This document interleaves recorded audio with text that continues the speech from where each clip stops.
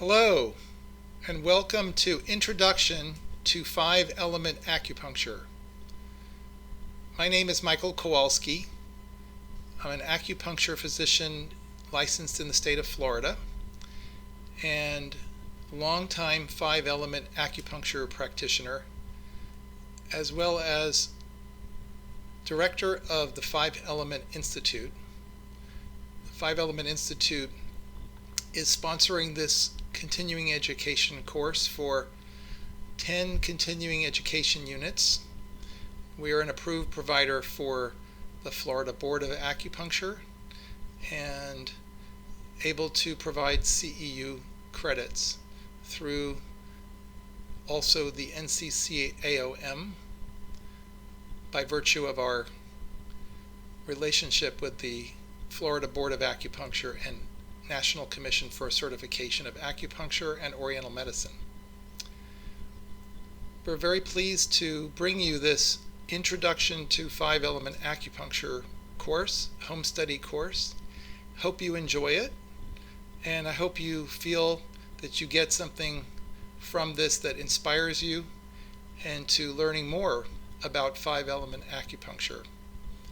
It certainly has been a way of life for me and for so many others because of the very special nature of this particular system of medicine. And we'll explain more about that as we go along.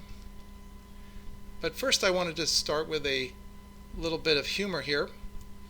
And this raccoon is obviously just met up with that porcupine that's walking away and got somewhat of an acupuncture treatment. Maybe this is the foundations and beginnings of our profession. A little bit about me. I went from graduating Yale University in 1981 to straight into acupuncture school. And I went to England to do my acupuncture training with Professor J.R. Worsley and his faculty at the College of Traditional Acupuncture in Royal Leamington Spa, England. And the reason I chose to do that is a long story, but just the quick version of it is that I received acupuncture treatment myself from my stepfather. And Marcy, my stepfather, was a student of Professor Worsley's and was a medical doctor as well, and he himself had a very interesting story. I met Marcy when he met my mother. I was already in college, and he treated my knee, and I had some tendonitis in my knee that got better in 2 treatments. And I was then a believer that acupuncture worked, and he said, well, there's a lot more to acupuncture than just treating tendonitis or some pain condition. And he wanted to give me what he called preventive treatments. And I said, sure. I was open to it after having gotten better with my knee so quickly. And I had a couple of more treatments with him that summer and started to feel fantastic, just better than I'd ever felt in my entire life, that I could even remember or imagine feeling so well in my whole self. Body, mind, and spirit. And I really was so touched by that and so interested in the effects of acupuncture, and of course had further treatments with Marcy, and those further treatments continued to have this profound effect on me, where I just felt all of this love. I felt happy, joyful. I felt a release of any anger or tension in my body. And I started to question him. What was it that he was doing? He explained to me about the Five Element Acupuncture theories of treating the root cause, treating the whole person, body, mind, and spirit. And I became fascinated. And so instead of going on to law school, which was my original plan, after I graduated from college, I went straight to England and took up acupuncture training with Professor Worsley and company. And then I was offered a faculty appointment when I graduated. So I stayed in England for a total of 7 years and went on the faculty of the college, began practicing in the faculty clinic along with Professor Worsley and the other 7 of us who were on faculty in the faculty clinic. Judy Worsley was there, and we had a really amazing group of us, and I learned so much so fast, and it was just like I was a sponge soaking it up. I really enjoyed my time in England, and then after being there for a total of 7 years, I came back to the States, back to Florida, and set up my practice in Jacksonville. And in 2010, I set up the Five Element Institute to teach continuing education courses in Five Element Acupuncture to acupuncturists like yourself.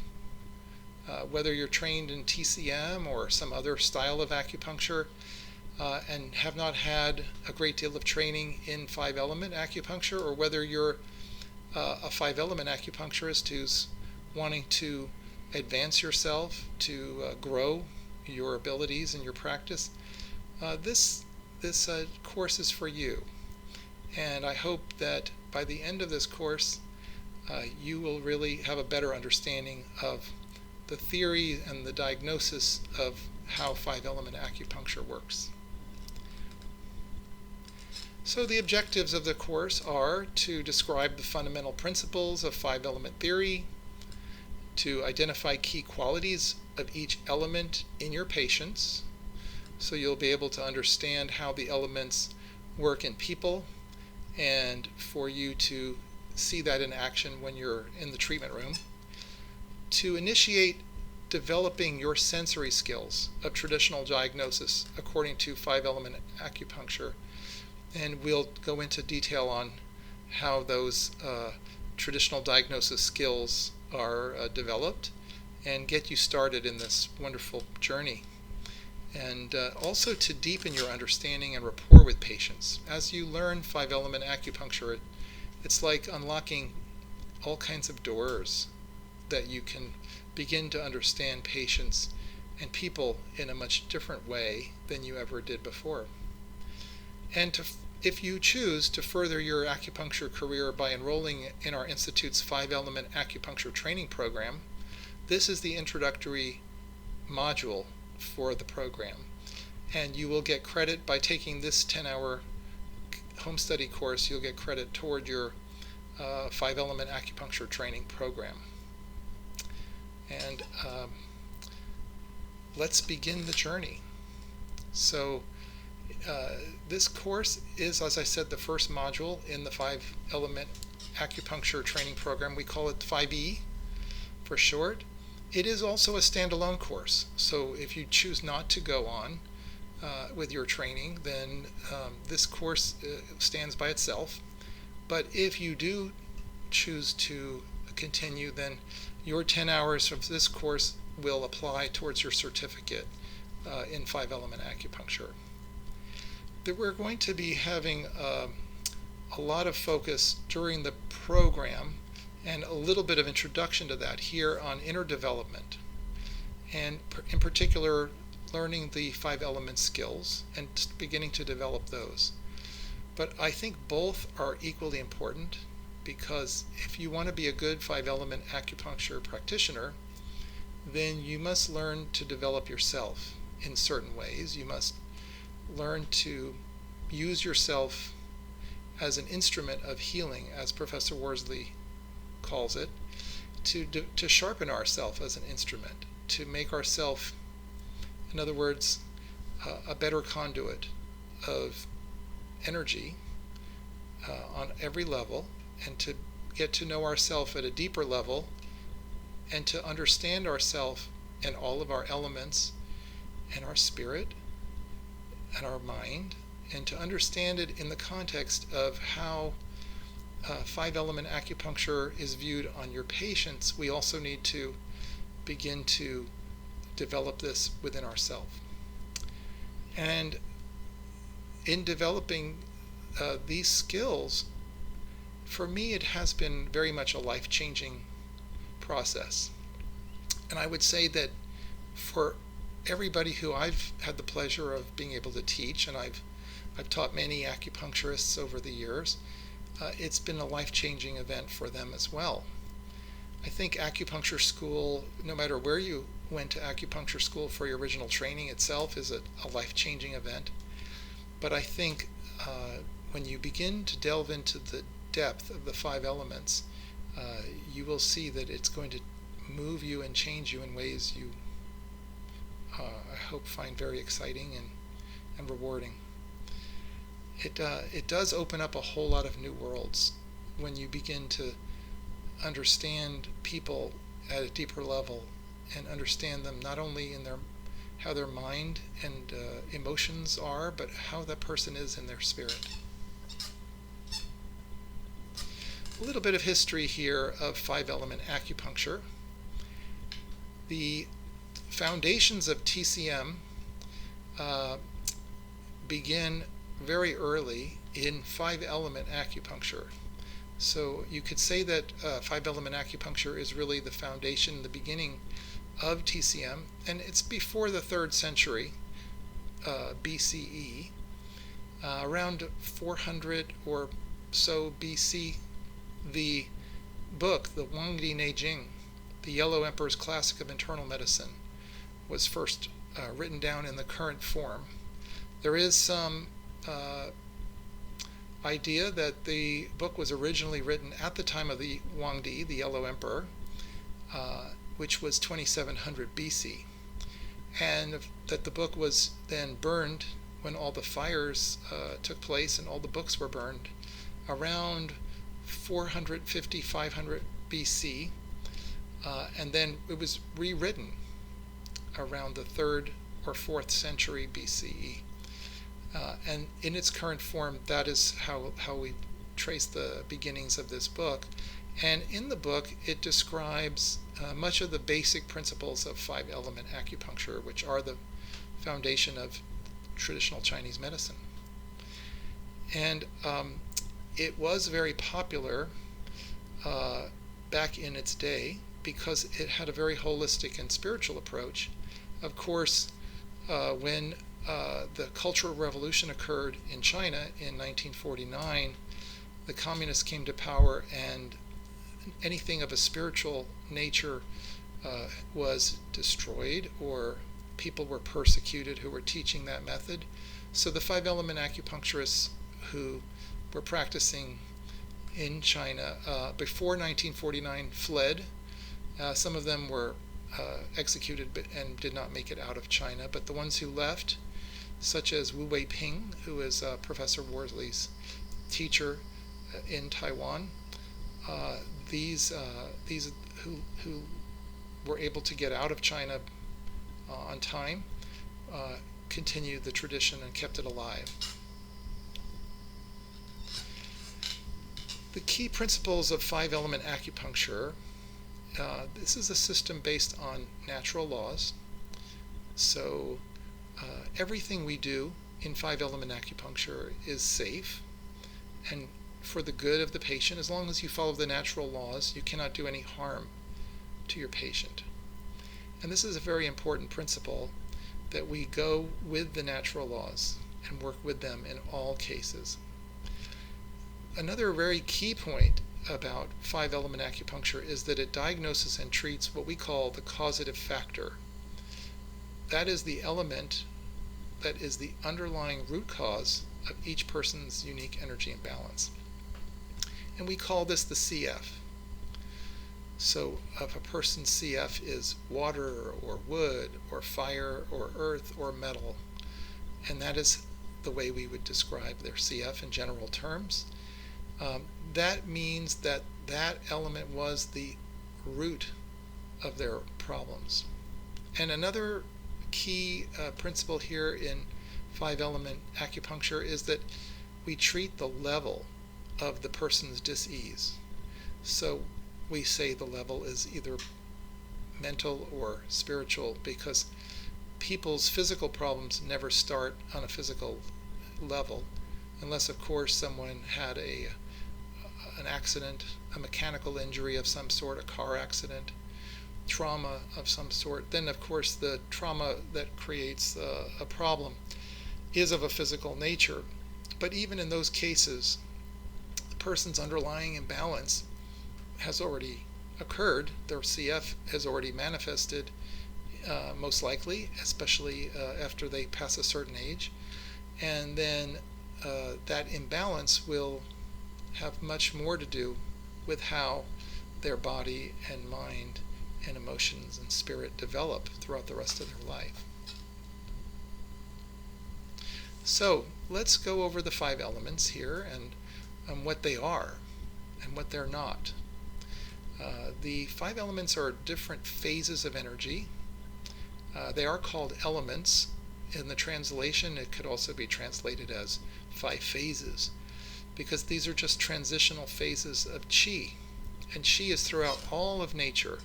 So we have qi in all the plants, we have qi in the sky, qi in the fire that we have when we go burn a fire, qi in the earth, qi in the rocks, and qi in all the gemstones and metals.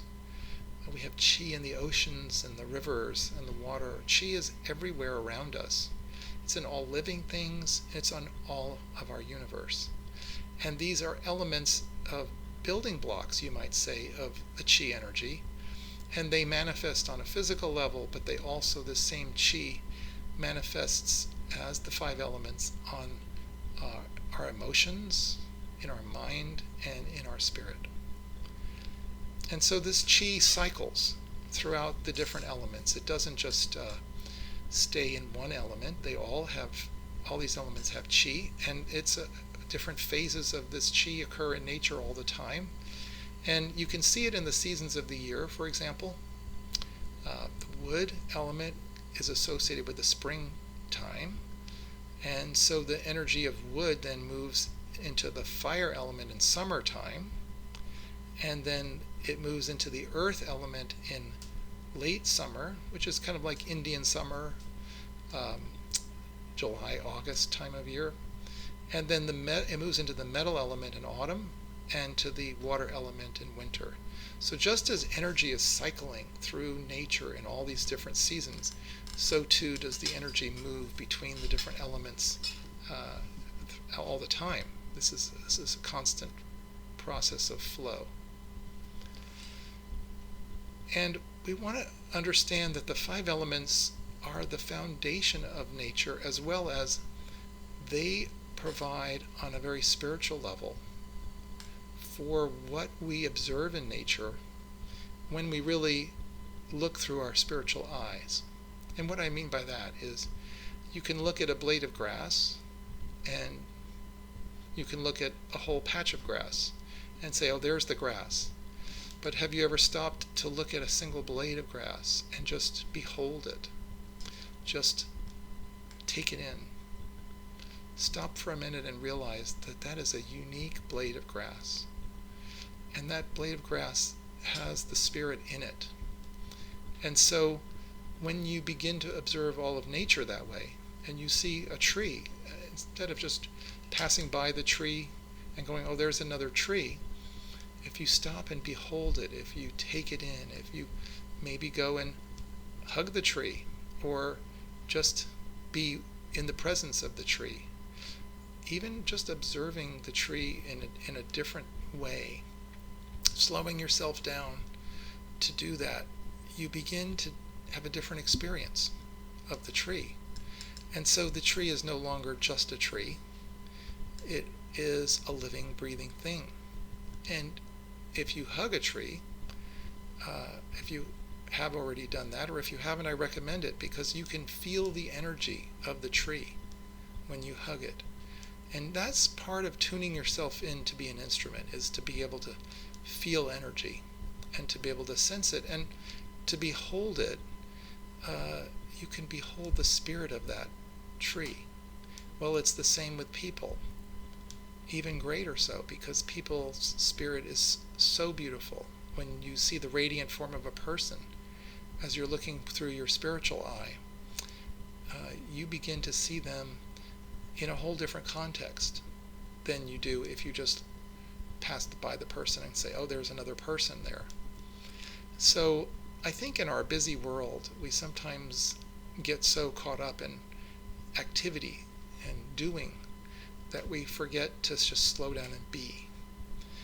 And I hope that this is a reminder to you to take that time to really enjoy the understanding, the depth of understanding that can come for each of these elements as you begin to get the nature and the spirit of each of the elements. And they, as I said before, are forever changing in this transitional phase. They all do, though, have unique qualities. So that's why we call them elements, because even though they're not static, they do have a certain quality associated with each one, and that you can recognize. So in a physical form, you recognize wood as the vegetation and the trees and all of that in nature, and you recognize the difference between that and the ground, the earth, and so on. But in energetic terms, there are also these unique qualities, and these unique qualities also manifest in people in a very specific ways. And we're going to learn and delve really into that a little more in this introductory course, so you begin to understand how the elements manifest in people. And just as the energy in nature is changing through these 5 elements, it changes in us. So we are like the microcosm, and nature is like the macrocosm. And I will say that each person is a unique combination of these 5 elements. We all have all 5 elements inherently within us. When we talk about a person being a particular CF or causative factor, that's the element that is the most inappropriate manifestation within the person. But by no means is that their only element. Everybody has all 5. So if your CF is in wood, and that's your primary element that's showing itself as inappropriate, and we'll look at how that is shown in a little bit here. But if that's the case, you still have not only wood within you, you have fire, earth, metal, and water. And so those different elements will be in different proportions of manifestation. And so while one person who is wood may exhibit a tremendous amount of wood showing in their nature, another person may show a little bit more wood than other things, but may also have a lot of fire showing. And then a third person may have wood showing as their primary element, but they also have a lot of earth showing, and so on. So they're in different proportions in each person, and that's what makes everybody such a unique individual, which makes it very exciting to learn about these elements within each person. Now we're going to talk a little bit about the relationship of each element, because they're all interdependent on one another. The chi that flows through all 5 elements, and we talk about the Tao, which is the path or the way, and we see this chi and the Tao as unifying all 5 elements, because the elements are alive with chi, and they're in their Tao. And so the elements themselves have this inherent spirit, this aliveness with them.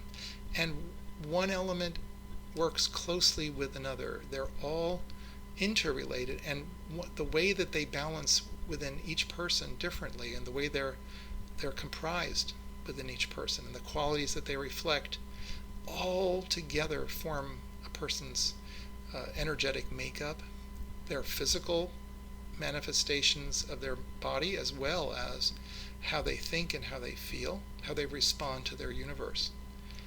And the seasons are considered like the peaks and the valleys of each element. So when I told you earlier that the wood element is the element for spring, Well, during that spring season, the wood element is at its peak of energy for that entire season.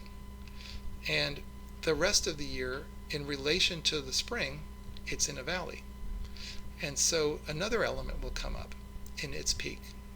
And if you go from spring to summer, then the fire element comes into a peak. And it then expresses itself more in nature during that time of that element. So I want to also mention that there's all these different variations of each element. So just like there are in nature, you can look at different types of wood. You have hardwood, softwood. You have different shades of green in nature, all the different shades of from spring green to very dark forest green and everything in between. There are so many different variations of nature all the time, and it's the same in people. So when we talk about the wood element in people, for example, we're talking about kind of like a datum line. We're talking about how that element generally manifests in people, but every single person is a unique expression, just like every blade of grass is different from each other. And when we start to understand of the nuances and the differences in each element, we begin to understand how people can express those elements in such different ways and yet still be primarily one of those elements. And I want to touch on something a little bit more about the relationship between them in terms of their dependency on one another. We know in acupuncture we talk about heat and cool, fire and water. Fire is heat and water is cooling. And we talk about how water can control fire, put out the fire if it's getting out of control. If you see what happens when a forest fire occurs, the firemen go out there and they douse the fire with lots and lots of water.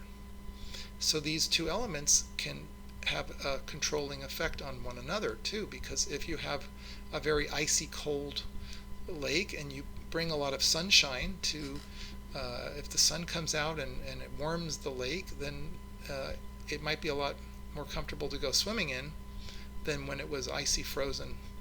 So you can see that the fire also acts on the water to warm it, to make it flow better.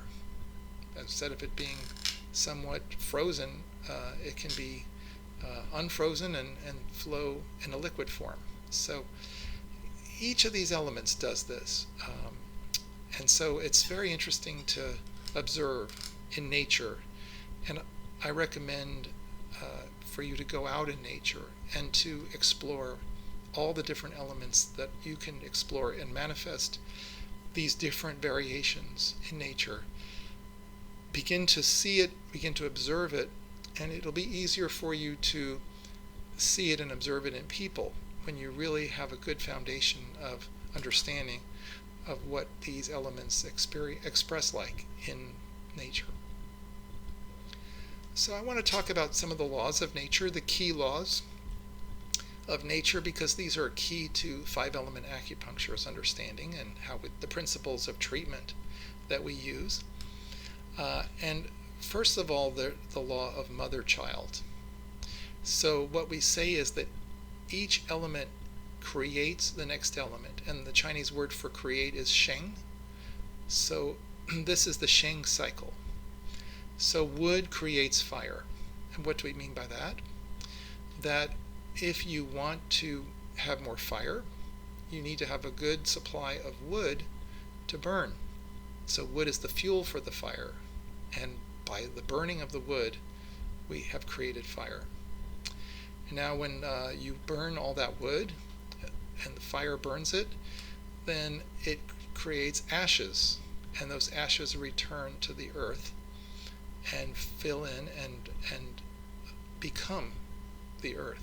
So we say that fire creates earth. And earth contains all the precious metals, all the trace minerals, all the metals that are in our world, in nature, are inside the earth. And so we say that earth creates the metal in that sense. And metal contains water. Metal channels water.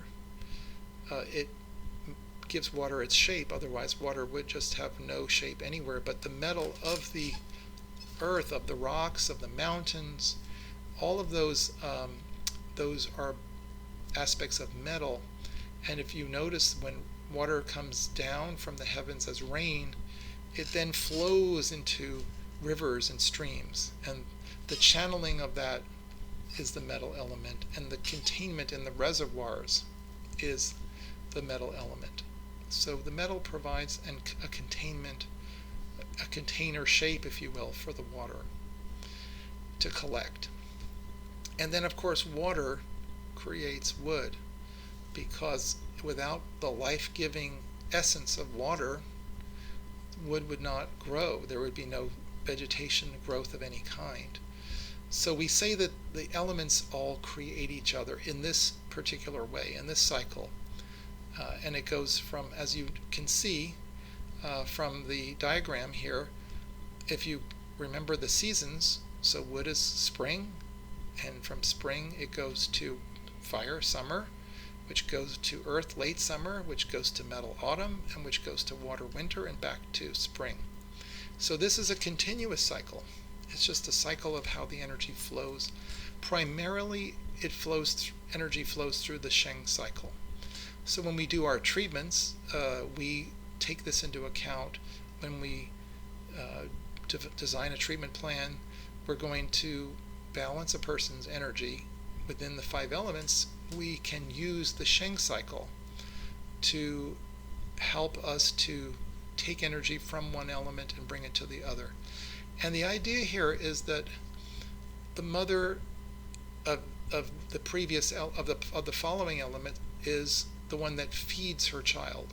So this creative cycle, just like a mother creates a baby by keeping it in its womb for the 9 months of pregnancy and then birthing the child. So, and then what does the mother do? She takes care of the child. She nurtures the child. She breastfeeds the child. So the child grows up with this caring and nurturing that the mother gives it. And this law explains how the law of cause and effect occurs in terms of a person's symptoms, in terms of a disease process. So if we say that fire is creating earth, then if we have somebody who's an earth causative factor, that's the root cause of their energy imbalance, is earth, then the way you can give more, get more earth is to build up the fire, and then have the fire then give of its energy to the earth. The more fire you give to the earth, the more earth you'll have. So we're saying here that this is a way of treatment, but also we can look back to say, let's say the person's earth is out of balance, and I'll give you an example of a symptom that's taking place in the earth. Let's say the person has digestive problems. Okay, they have stomach upset. They're having poor digestion of their food, and this is where the symptoms are, and they come to you as a patient. But let's say in this example that fire is their CF. So what we would say in this case is that earth is the screaming child. And what we mean by screaming child is that earth is where the symptoms are showing. And the reason why the earth symptoms are there is because fire is the root cause in this case. Fire is not feeding the earth properly. So if you have a person who's a fire CF, that is the mother of earth, and fire is not mothering properly to the earth, and so the earth gets out of balance and causes symptoms. But the point is that you don't need to treat the earth necessarily. The earth might be where the symptoms lie, but the problem is coming from somewhere else. The problem is coming, in this case, from the fire element. So treating the fire element will give you the best result to resolve the digestive problem, because once the mother is now properly feeding her screaming child, the child will stop screaming. That the child is sick because the mother is sick, and the mother helping us as acupuncturists to help the mother to heal will give her child the proper care and proper love, the proper energy that the child needs, and so the symptoms resolve. Another example of this, which helps you understand that it's not quite so simple as just the mother and the child only, is if you had a person who comes in with these kind of same digestive symptoms. So again, according to your initial evaluation, you look and see that their person's earth is out of balance. But again, where does the root cause come from of this imbalance? Well, the mother is not feeding her child, as we've discussed. But what if the problem goes back even further than that, to the grandmother? So the grandmother of earth is wood. And if the wood element is not healthy, the grandmother is sick, then she's not feeding her child, which is fire, and in turn the fire is not feeding the earth properly. So now we have wood causative factor leading to imbalance in the fire, leading to imbalance in the earth, and the patient comes to you years after this process has begun, and by the stage of being an adult, now they have all these symptoms in the earth, but they really originated in the wood element. And so on. It could be the great-grandmother, which in this case the great-grandmother of earth is water, or the great-great-grandmother, which would be metal. So what we do is we have ways of tracing back, which we'll get into in a little bit, how we discover which one of these elements is the cause and which one is the effect. But what we understand is that any element can cause symptoms in any other element. Through the law of mother-child, we understand how this process can work for each of the elements. And so I just used the symptoms in the earth as an example to show you that the problem could be right there in the mother, or it could be further back. And we need to understand that the way you help the person the most is not to treat the symptoms, but to treat the root cause. Now we also have a control cycle. This is not necessarily a destructive cycle, as it's sometimes referred to in TCM, but rather in 5 element we consider this a control cycle, which we call the co-cycle. K'(O) or K'(E). You'll see it spelled both of those ways. The co-cycle is more an ability to control. I mentioned earlier the dependency of interdependency of water and fire. So water does control fire. And in this diagram that you're looking at, you can see from the blue circle of water to the red circle of fire, there is a long, thin arrow pointing there. That is the co-cycle. So it skips over the element that's next in the cycle, and it goes to the one after that to get the control. So likewise, fire controls metal. So you'll see an arrow from the red circle to the white circle. That is fire controlling metal. And fire warms metal, keeps it malleable. If the metal gets too cold because of a lack of fire, it becomes very rigid.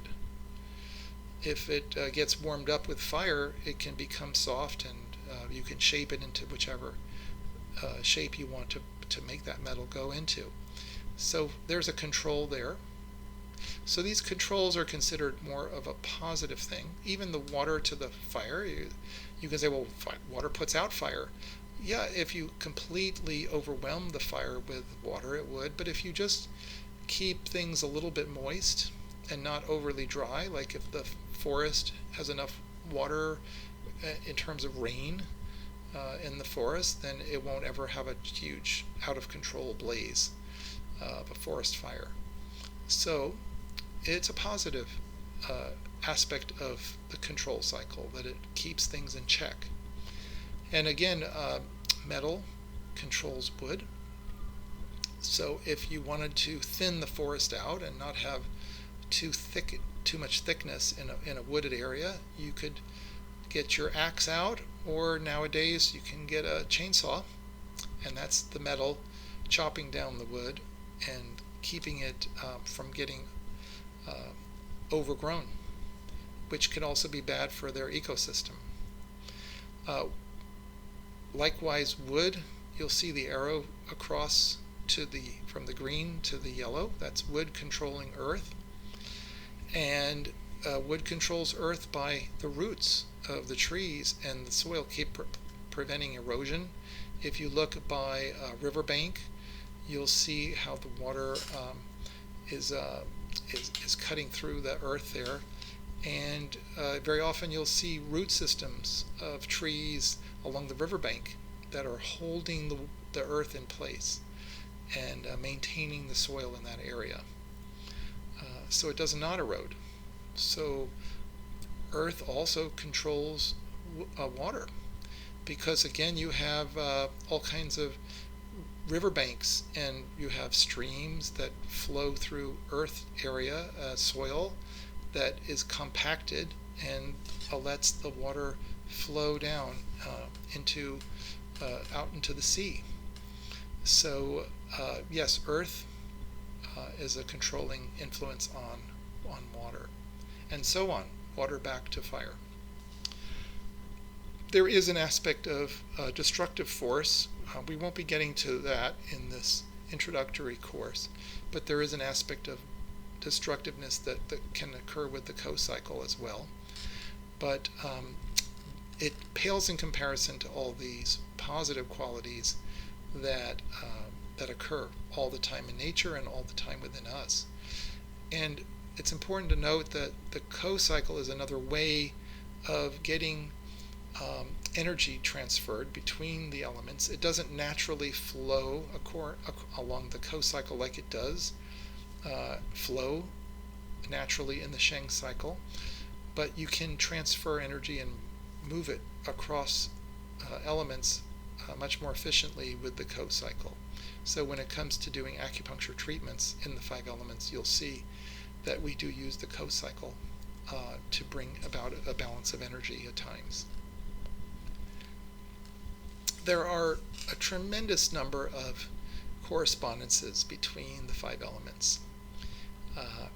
Each element has a different color, a different sound, a different emotion, a different odor, a different season, a different climate, a different power, a different taste, a different body part, a different orifice, its own unique yin organ and yang organ, and a different direction. And there are others too, but these are the main correspondences. So let's just go through some of the important ones here. The color for wood is green, fire red, earth yellow, metal white, water blue. I'm bringing these out because these are the ones that are going to be very important for you to know when it comes to learning how to diagnose the causative factor. The sound is another one that's very important to know. The sound of wood is shouting. And you might stop and ask me, what does shouting sound like? We will be getting into that later into this course, and I will describe all of these sounds to you. Like the sound of fire is laughing, or it could be a lack of laughing. It's actually more commonly shown in people in its absence. So fire is red and laughing, but you could also have lack of red and lack of laughing, as there's a deficiency of fire. So earth is singing, and metal is weeping, and water is groaning. So the emotions for the different elements are anger for wood, joy for fire, sympathy or worry for earth, grief for metal, and fear for water. And the odors for wood is rancid, for fire is scorched, for earth is fragrant. And don't let that fool you. That doesn't necessarily have a very perfumey, wonderful smell, even though the name sounds lovely. And you might think, oh, well, gosh, I'd like to be earth because I could be fragrant in my odor. It might be, a very distasteful, shall I use that word, kind of fragrant. And we'll get into the descriptions of these odors as well later on. And then for metal you have rotten, and for water you have putrid. So these are the main ones that I want to point out here. And we've already talked about the seasons, and there's also these other associations that you see here in the chart. And you can study these in further detail at your own convenience, but I'm not going to spend any more time on this slide because I have a lot of material I want to get through. But just to understand that there are many different manifestations of the elements. One of the interesting ones being taste. So there are the 5 tastes, and each one of these tastes that people say, oh, I really prefer a salty taste, or I really prefer a sour taste. Well, that tells you a little bit about that element within the person as to what their preferences are. Or they might say, I really can't stand the bitter taste, or I can't stand spicy food, which is pungent. So these tell you also a lot about the elements, what the person craves and what they love, and also what they shy away from or really try to avoid. So I want to talk here about symptoms versus disease, because they're not the same thing. Often in conventional medicine, and even in really a lot of aspects of diagnosis according to TCM, the focus is on treating symptoms. And by that I mean that a person may be diagnosed with deficient yin of the kidneys, for example, and having lower back pain associated with that. And so there's very much the diagnosis is tied to their back pain.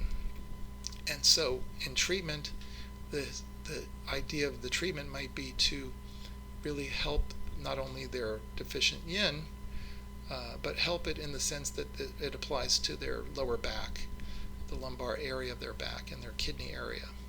And so in terms of looking at these symptoms, I just want you to understand that this is how the disease is manifesting, how the imbalance, let's say, within a person is manifesting on a physical level. But this is not the root of the problem, and it is not even really a full description of what disease process is going on within the person.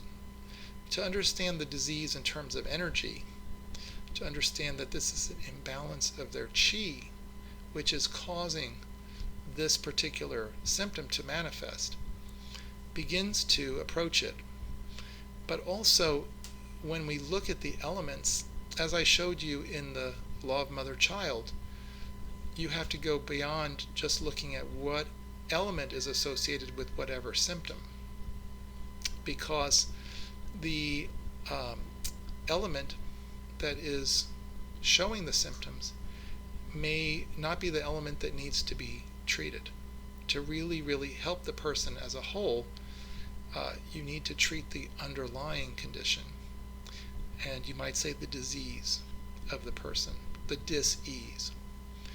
And if you were to just treat the earth in the example I gave you before of the digestive symptoms, and persons coming in for that and wants you to help their digestive symptoms, that's where their focus is. So if you were to just treat their earth and palliate their symptoms, but that's not where the root of the problem is coming from, then you see you haven't really removed the imbalance at a deeper level from that person. You haven't really removed the disease. You haven't balanced it. You haven't restored them into an overall feeling, an overall experience of well-being. So in a sense, you've only masked their problems. And it's just going to come out in another form in some other way. You know, if you, in Western medicine, if you have a patient who has, let's say, asthma, and then later in their life, they develop, let's say, a skin condition like eczema. So we know that through our training in acupuncture that the skin is like the third lung. We breathe through our skin like we do with our two lungs in our chest. And so that is really a progression of the same condition. The underlying disease is gone from a skin condition to a lung problem, or vice versa. So let's say that the skin condition is the thing that they're coming in for. And what does a doctor do? A medical doctor might give them a cortisone-based cream to put on their eczema, and this will palliate their symptoms. And they think, that they're cured because their eczemas went away. But really, it's the underlying problem of their lungs that is the issue. And if you don't treat the underlying issue of their lungs, according to whatever the root of the problem is, the lungs can get worse. Later on, the person's asthma can develop even worse because that imbalance is festering. That imbalance is just continuing to exist, and over time, these kinds of imbalances can, by degree, become worse. The longer the person's out of balance, the worse the imbalance can get. So by driving the eczema away in a suppressive way, like you would do with a corticosteroid cream, these steroids have a very powerful effect on the skin, but driving the illness, driving the imbalance further deeper into the person and affecting them in their lungs, even in a greater way. This is not for the highest good of the person, and it can be in a way harmful. And I want to explain it in terms of how you would treat a fire. If there was a fire in your own home, and you could say that the home represents our body temple, or even can represent our mind or our spirit. So expand your thinking on this as you follow me here. But the example I'm giving you is that there's a fire. Let's say there's a fire in your kitchen, and the fire alarm goes off, which says, hey, there's a fire in the house somewhere. And rather than go into the kitchen and put out the fire, this fire alarm bell is ringing in your bedroom, telling you there's a fire somewhere in the house, and you're annoyed by the fire alarm going off. And the fire alarm bell is kind of like, in this example, like a symptom alarming you, or a symptom occurring within the body, mind, and spirit of a person. And so if you just don't want to go into the kitchen and fix the problem, put out the fire, whether you're just lazy or you don't understand or you don't know that there's another fire going on in the house, but if you're through expediency or whatever, you decide, I'm just going to cut the cord, just the electrical wire, to this particular alarm that's ringing in my bedroom. And so you're there in your bedroom with the alarm now stops, because you cut the wire, and so the sound goes off, so there's no more screaming symptom anywhere in the body. But however, there's still a fire in the house, and that fire is likely to grow, and pretty soon the whole house will be engulfed in flames. And so this example I'm giving you to help you understand that it's vital that we treat the root cause. Go put out the fire at its source, where it is, and then you can see that the whole house is obviously restored back into a state of balance. And this idea of treating the disease versus the underlying disease. So if we focus treatments on the symptoms, we are going to lose the fight against disease. And this is happening so much in our culture in conventional medicine that we see that people are getting sicker and sicker. There are more and more people getting cancer, for example. We have more and more sick people in our hospitals.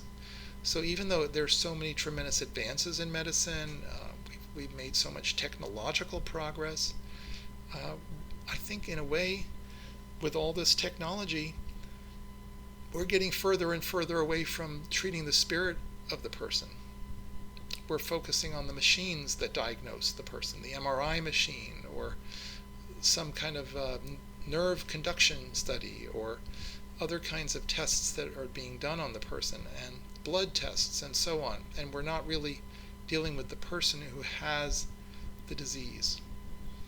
And so I think this is a big problem, is we're not addressing the person's spirit very much at all in conventional medicine.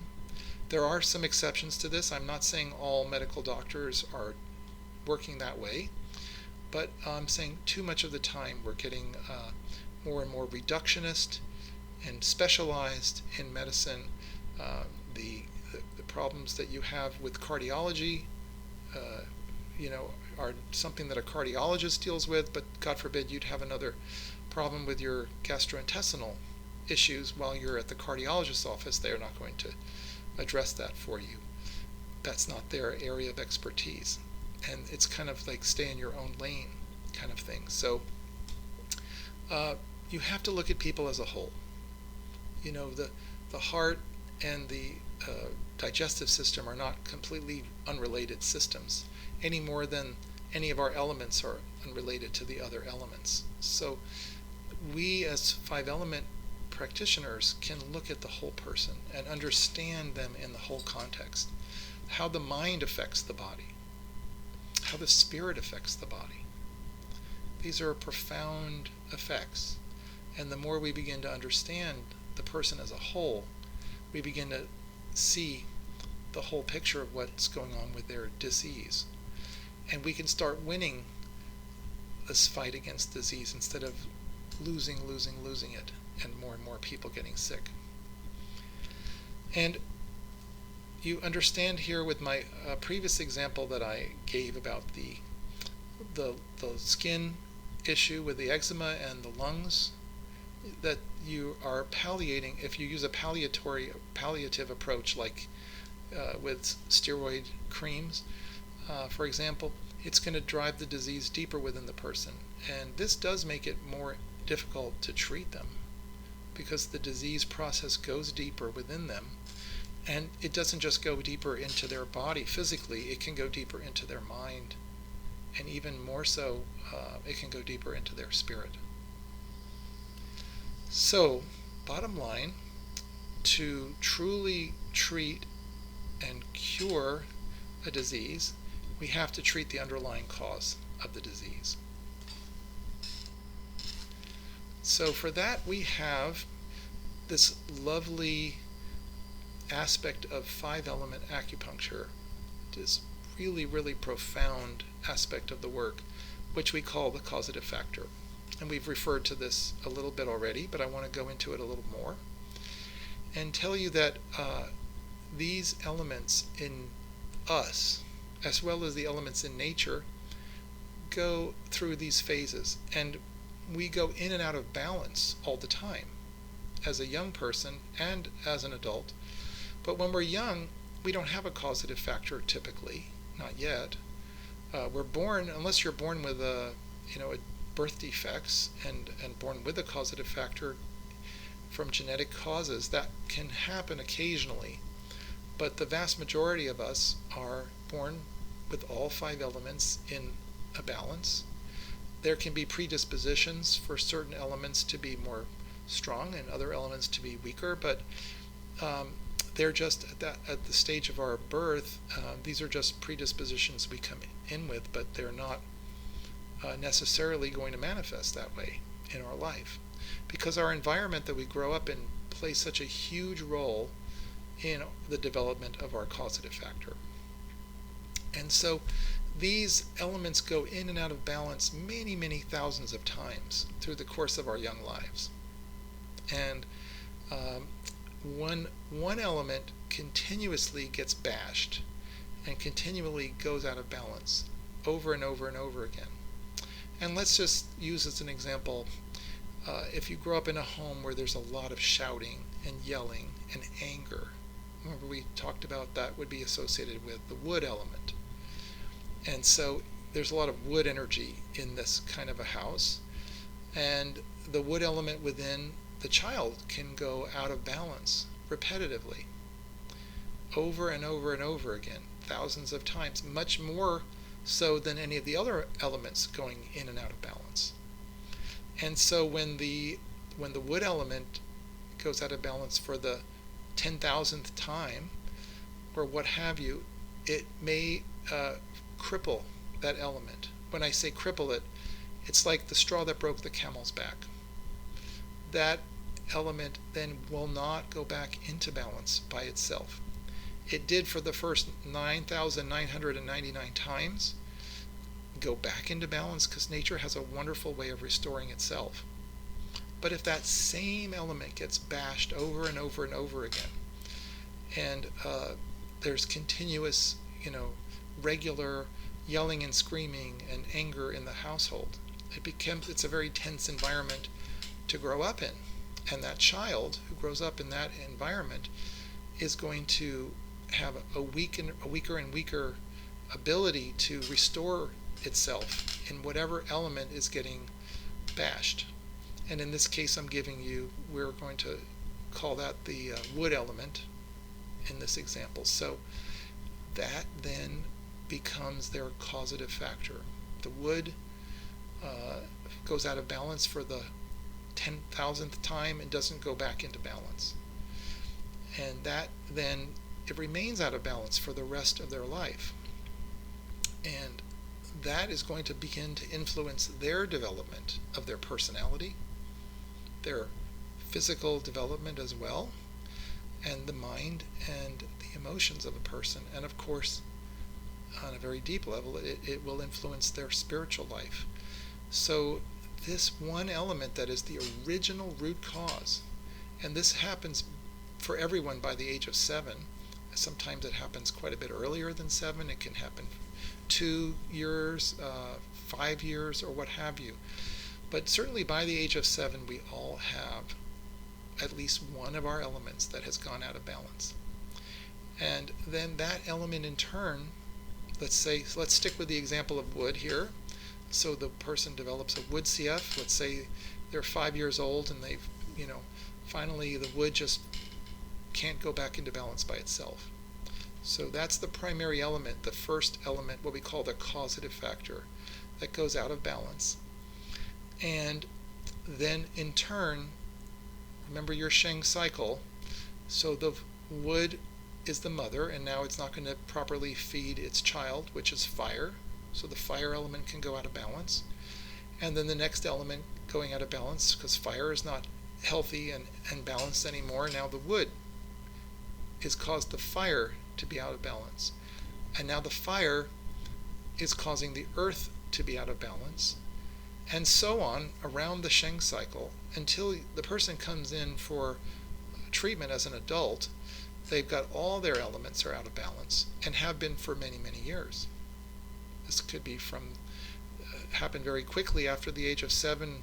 You could have a domino effect where each element knocks out the next, by the time the person's 9 or 10 years old, that all their elements can be out of balance in some degree. But the one that was the original imbalance is usually going to be out of balance, and especially in the beginning, it's going to be the most out of balance that you're going to see. Now, as the person gets more and more out of balance in these other elements, and the domino effect continues, it can be, that you have symptoms in all 5 elements. So we have a way of tracing back to what is the root cause and which was this original imbalance. We'll get to that. But I just want you to understand the domino effect here, because each element is so interdependent on the others that when one is out of balance, it affects the others in rapid succession. Now, the CF is so important to understand because it's the root of the problem. And we talked about how we don't want to treat just symptoms. We want to treat the root cause of the problem. And when you have in TCM a diagnosis of whatever syndrome or pattern is involved, let's stick with the idea of the deficient yin of the kidneys here for a moment. If that's their TCM pattern that you see primarily showing, so the kidneys are out of balance and the kidneys are controlling the lumbar area of the back, and the person comes in with back pain, low back pain. But that low back pain and that deficiency of yin of the kidneys may not have anything to do with where the problem originated. So the root could be, let's say, that they have a fire CF, and then the fire has led to an imbalance in the earth, which led to an imbalance in the metal, which now has led to the symptoms are primarily showing up in the water element, in the kidney in particular. So they get the TCM diagnosis of deficient yin of the kidneys, but treating the deficient yin of the kidneys is not going to correct the imbalance of the whole person, not going to give them that same overall holistic effect to treat them in body, mind, and spirit, to make them really well as a whole. You need to treat the root cause, the CF. And if the person's a fire CF, and remember those associations, they had the lack of red color, we'll talk about where that is to diagnose that. They had a lack of laughing sound, and also joy was the emotion, but could be lack of joy.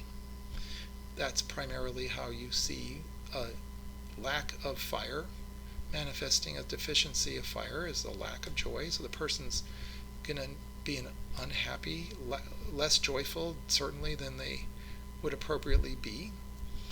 And the scorched odor. So if you start to understand how we will be able to diagnose those things, and we learn through this CF approach that the person's fire is really the root of the problem, then you see treating the fire is what's going to make the low back pain better, but not just better for a short time, but better for a long time, because you're also building a foundation, a constitutional foundation of health and wellness in the person on all levels of their being. And so you can have a much more profound effect when you understand what is the CF and you treat that root cause. And we say that we're treating the root, but also you can consider that there may be times when you do need to treat the branch, and that would be the branch might be the symptom, in this case low back pain. But you never in 5 Element ever take your eyes off that this is a problem that's coming from somewhere else, and we have to constantly support their causative factor element. And where I would put TCM diagnosis, let's say that we're talking about the low back pain as the branch, as the symptom, and the differential diagnosis of the pattern or syndrome of deficient yin of the kidneys, which you can get from tongue and pulse and other signs too, but you're basically also considering the symptoms in that diagnosis. So that might be where you would say, if you're treating a tree, and the branch of the tree is the symptom, and now we're at the TCM diagnosis level, you're treating the trunk of the tree. And then we would say in the 5-element system, we're going to go to the underlying roots of the tree and help the tree heal and grow into a much healthier tree by fixing the problem at the roots, underground. So that denotes this underlying causative relationship there. And so I'm not saying anything against TCM diagnosis and treatment. I think it's very valuable. But in my way of thinking about it as a 5-element practitioner, I want to go to the root of the problem. And you might say the root of the root, really. If you consider that the TCM diagnosis is a root treatment, then this is the root of the root, to get to the underlying root cause through the causative factor. And another important aspect of the CF is that it unlocks what we call the golden keys. The golden keys are really a way of understanding the patient at a deep level. So what makes up the person's personality? What makes up their mental state, their emotional state, their physical state of health or unwellness, of disease? So these tendencies that they have to, for example, to understand a person who's a wood CF and how their tendency is to be frustrated easily or irritated easily by things. How does that manifest in a person? Well, let's say the person's coming into you with some skin issues, which is an irritation of their skin. So you see it manifesting the wood element, an irritation of their personality, of their emotional state, causing an irritation in their body. And so we begin to understand this is a global problem. This isn't just something where we have to treat the person's skin, but we need to address their emotions, their stress, what's their makeup of why emotionally they tend to get so easily frustrated or irritated by things. They might show impatience and what have you. And now we can treat, if we treat the wood, which is their causative factor in the case I'm giving you here, then it not only helps the irritation in their emotions and in their spirit, it also will help the irritation in their skin. So if you understand what I'm saying here, you know that just because someone comes in with an irritated skin condition doesn't mean they're wood. I'm just using that as an example. But of course, the imbalance that I'm talking about here is to understand the person as a whole. If you take this holistic approach, and once you know their causative factor, it unlocks this whole world of information about the person and how they tick inside and what makes them tick the way that they tick. And so you can begin to look at them through this lens, if you will, and begin to understand them at a deeper level. And it will create a depth of rapport with them for you to begin to understand them and see them at this causative factor level. And when we work with patients, and we not only treat their causative factor meridians, so if we're talking about a wood CF, then the causative factor meridians are gallbladder and liver. Of course, we're going to support the gallbladder and liver because that is the meridians that are going to give us the balance for the wood element. But we also want to support their emotion. So if we understand that they're easily angered or frustrated or irritated, then we want to work with the person energetically through counseling with them, through talk therapy with them, through giving them good advice on how to and how to guide them. Really, a person might need just some guidance from us, as well as the needles. We don't do all of the healing with our needles. We do the healing with our whole self. And as we are more balanced, and as we develop ourselves inwardly, we are then able to be in a more balanced state to help our patients in this way too. So let's talk about how we diagnose the causative factor. This is a very important piece. I want to make sure that we are clear on this, because there are only 4 ways that we can diagnose the CF: the color, the sound, the odor, and the emotion. So when the person presents themselves to us, they've already had the domino effect that all their elements are out of balance.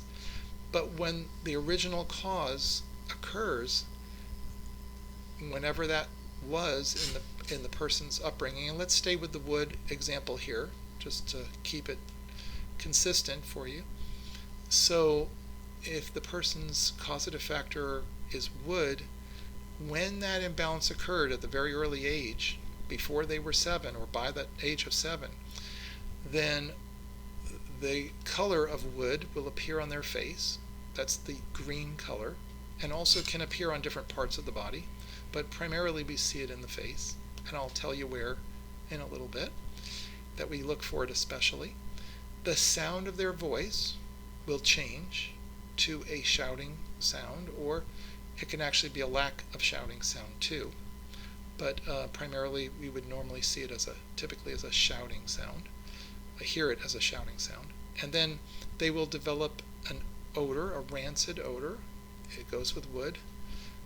That odor will be emitted from their body from the moment that that element is crippled, and the emotion of the person will tend towards anger. Could be lack of anger too in some cases, but primarily, typically we see it as an excess of anger, or what we call anger can also include frustration, irritability, tension, impatience, so on. So that's all a cluster of what we call anger. So those are the only ways that we can diagnose the causative factor. You can't get it from a person saying something about how their stomach is upset, or you can't get it from a person saying that they're, grieving over the loss of a loved one. Just because someone tells you these things, and you might think, oh, well, that's related to whatever other element, or they might say, well, I really like the salty taste, which again is water. So you can't go by that, the taste. You can't go by any of the other correspondences. You can't go by anything the person says in their actual words. It's the sound that their voice makes when they say those words that is much more telling energetically of what's the root cause. Because again, when that imbalance occurs at the root cause, when that CF element first is crippled and out of balance, that color, that sound, that odor, and that emotion associated with that element will appear and manifest as signs within the person. So they'll display in their personality a tendency to be inappropriately angry. If they're wood CF, they'll have an odor that's rancid that you'll be able to pick up. Even though they're coming to you years later, the sound of their voice will be a shouting sound, and the color of their skin, their body, not the skin tone, but the hue that comes off the skin, will be a green color. And what we call this, we call this the 4 legs of the CF stool. The 4 legs of a stool make the stool very sturdy. You can sit on the stool with 4 legs. And we can even sit on stools that have 3 legs. So if you're just learning 5 element acupuncture and you're not confident that you have all 4 of these legs of the stool, as we call them, the color and the sound and the odor, maybe you have, and you don't know the emotion. Or maybe you have the emotion and the sound and the color, but you don't have the odor. Odor is sometimes a little harder to learn, and to redevelop these senses takes time, for sure. When we were young and we were little children, we had all these senses very well developed. We could smell our mother as a baby before we could even see her, but we could smell her coming in the room, and we would know it was mother before our eyes were even very maturely developed. So our sense of smell was very acute as a baby, but we've lost our sense of smell. We've lost our ability to see the colors on people's faces. We've lost our ability to really hear the energy and the emotion in a person's voice. And we've lost the ability to feel emotionally what's going on with someone else. And so we have to reawaken and redevelop these senses within us to be skilled at diagnosing causative factor. It takes time to do this. You must be patient with yourself. You have to be willing to put in a lot of work, to work on yourself, to develop these skills again, and also to do the inner work that comes with making yourself a clearer instrument, a sharper instrument of healing, for the energy to come through you and help heal your patients, and for you to know yourself and be more clear. So we're all going to have blind spots. We're all going to have aspects of, just like when you drive a car, you have a blind spot in your car. You're not going to be able to see all of the colors or feel all the emotions equally well because of your own causative factor. You're going to have certain elements that you need to work on within yourself to become more balanced yourself, in order to be a more balanced diagnoser of other people. And so this does take time, and it takes a lot of patience and dedication. It also takes a willingness to be wrong. You have to allow for that it can take you time to get good at this, but also being okay with the uncertainty of not knowing what a person's causative factor is as you begin to treat them, especially in the beginning of your practice. You get better at it as you get more skilled and more experienced. You develop yourself more on the inner levels. It does help you over time to become a better healer in general, but also a sharper instrument of Five Element Acupuncture. So living and working with some uncertainty, and there are ways that we will be able, if you take the Five Element program, the training program, where there are ways that we're going to be able to adapt and to learn how to get the causative factor more easily throughout the treatment process. So even if you don't have their causative factor on the first visit, the more times you spend with the person, the more that you are intentionally looking for this causative factor within them, the more information you gather on that, but also the more energetically you connect with them. It does get easier to know, as you know a person better, to get a sense of their causative factor also. So what I really want to encourage you to do is to really put in the work and be willing to do this over the long term. And you'll see amazing rewards and amazing results in your patients when you stick to this. And it's not for everybody to learn Five Element Acupuncture. It does require a lot of the practitioner to learn it at this deep level, but you're healing people at such a deep level, and you yourself can be healed in this whole process too at a deep level. It's really such a rewarding system of medicine to practice. And I want to touch on humility here, because this is a key ingredient in becoming a good Five Element practitioner. First of all, the humility of saying that I might be wrong about the causative factor. I'm not going to get it right every time. Well, that takes a humility in and of itself. And when we go into the treatment room with patients, we say we leave our ego out the door, and we're just there for the patient, to be of service to the patient. So it's not about whether we're right or wrong. It's about being there for the patient to heal them. and do whatever is necessary that we can do as an instrument of the healing. And also realize that no one's better than you, no one's worse than you. We're all equal in God's eyes. And when we want to really build rapport with a patient, we need to treat them as an equal. We're not up here and the patient's down here. Like you can sometimes see that kind of hierarchy in conventional medicine where the doctor might think of themselves as the know-it-all, the one who has all the information and somehow superior to the patient. But of course, that's really not true. Everyone is, on a spiritual level, all the same, all equal. We come in all different shapes and sizes and colors, but we're all the same in spirit. And we're all children of God.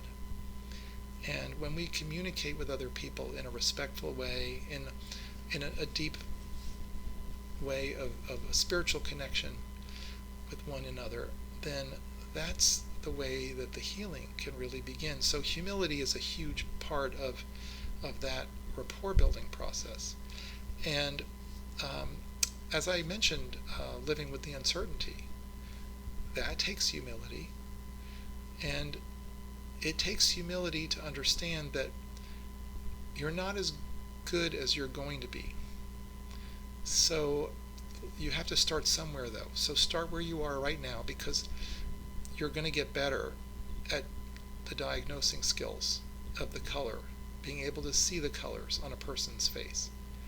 Might not happen for a while. For myself, it took months before I ever saw the first color, and I was literally going on blind faith as an acupuncture student for about 6 months.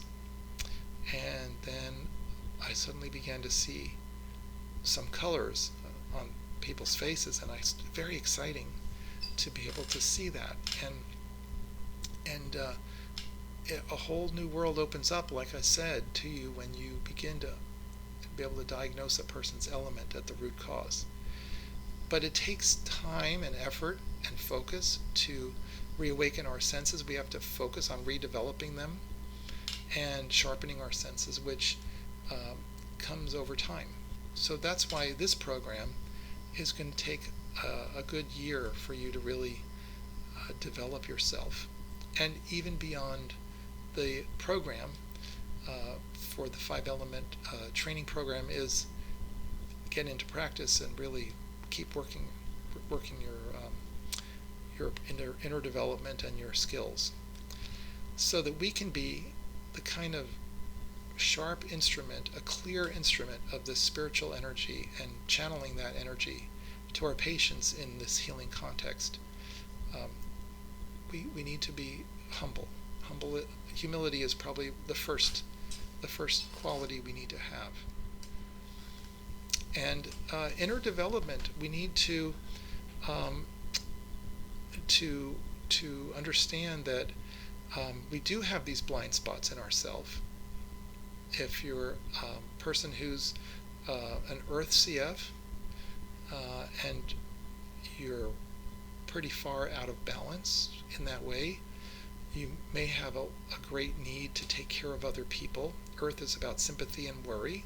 You may worry a lot about other people, and it may be harder for you. You're looking at everybody through that lens of your own Earth. It may be harder for you to see imbalances of other elements, because you might pick up very easily on the Earth patients, because energetically there's some kind of simpatico there.